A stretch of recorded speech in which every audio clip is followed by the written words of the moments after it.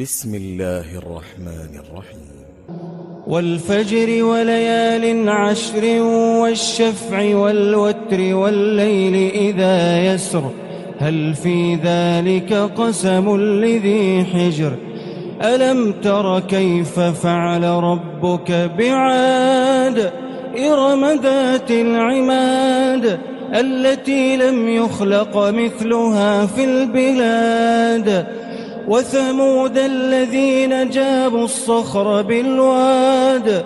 وفرعون ذي الأوتاد الذين طغوا في البلاد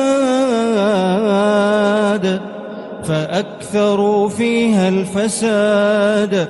فصب عليهم ربك سوط عذاب إن ربك لبالمرصاد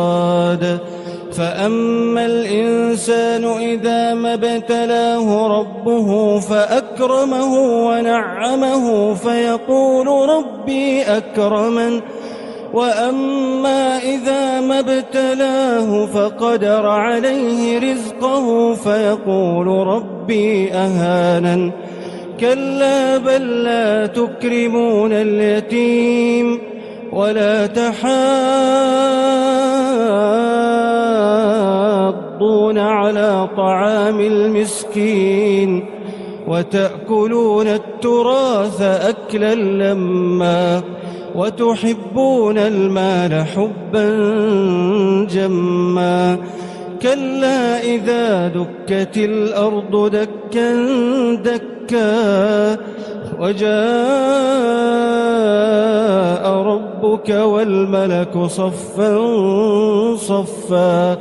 وجيء يومئذ بجهنم